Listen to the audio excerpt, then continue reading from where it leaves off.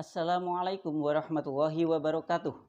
Apa kabar sahabat semua? Semoga selalu sehat dan tetap semangat. Bertemu lagi dengan saya Imam Maskuri di Sehat Channel.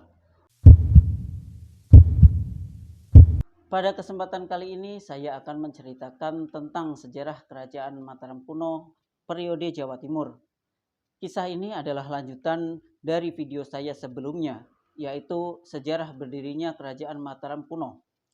Adapun bagi sahabat yang belum melihat video sebelumnya, silahkan klik link yang saya cantumkan pada kolom deskripsi. Dikisahkan bahwa raja terakhir Mataram kuno periode Jawa Tengah, yaitu Dyah Wawa yang bergelar Sri Maharaja Rakai Sumba Dyah Wawa, yang memerintah selama 4 tahun, yaitu dari tahun 924 sampai 928 Masehi, di mana daerah kekuasaan Mataram kuno pada saat itu sudah mencapai wilayah daerah Malang di Jawa Timur. Hal ini berdasarkan pada prasasti Sanggurah yang ditemukan di Malang. Dan di akhir masa pemerintahannya, Raja Dyah Wawa menyerahkan tahta kekuasaannya kepada salah satu mahamantrinya, yaitu Mpu Sindok.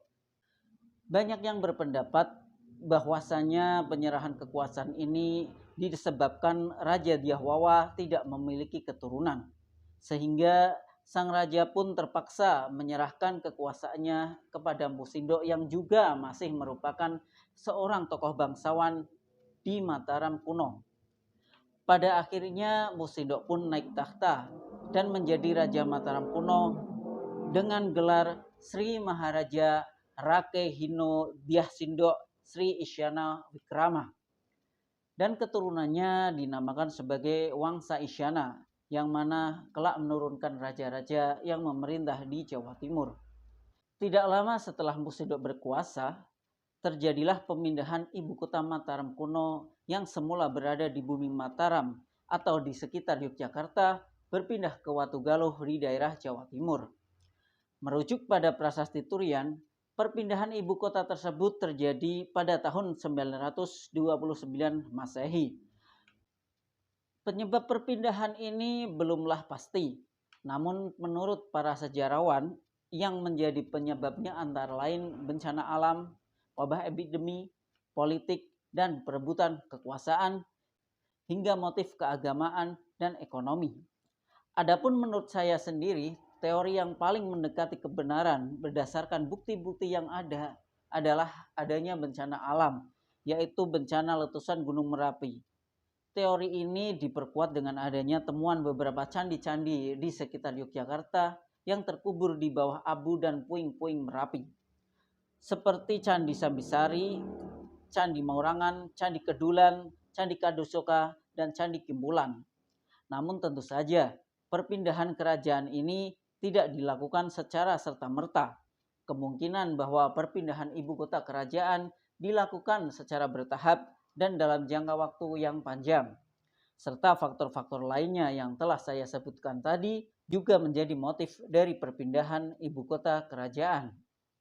Kerajaan Mataram kuno periode Jawa Timur berkuasa hanya selama 87 tahun dan raja-rajanya antara lain adalah Mpu Sindok yang memerintah selama 18 tahun sebagai raja pertama.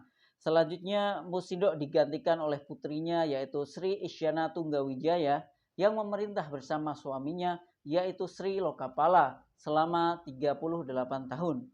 Selanjutnya diteruskan oleh Sri Makuta Wangsawardana yang memerintah selama 6 tahun.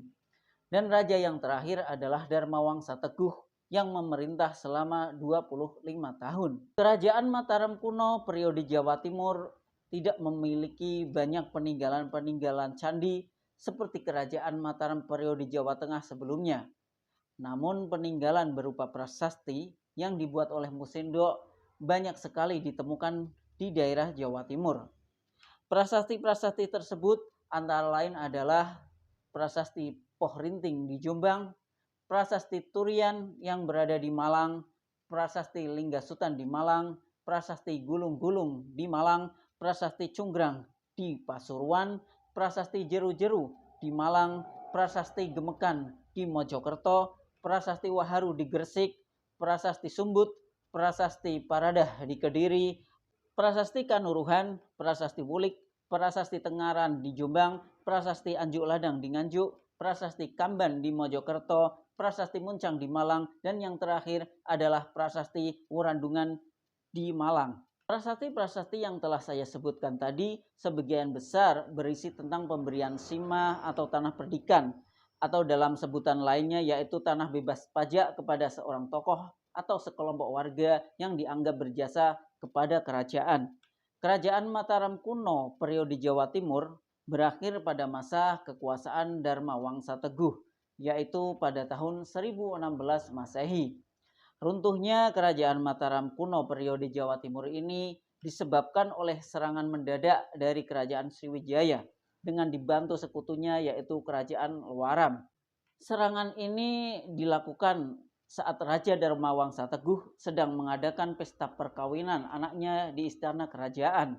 Serangan ini menyebabkan terbunuhnya Raja Dharma Wangsa Teguh dan istana kerajaan pun dibumi hanguskan dan dibakar, sehingga berakhirlah kerajaan Mataram kuno periode Jawa Timur. Nah, demikianlah sejarah tentang kerajaan Mataram kuno periode Jawa Timur. Bahwasanya di dalam suatu sejarah terdahulu terdapat pengajaran bagi kita untuk menapak masa kini dan masa depan. Semoga video ini bermanfaat bagi kita semua dan mohon maaf bila ada kekurangan.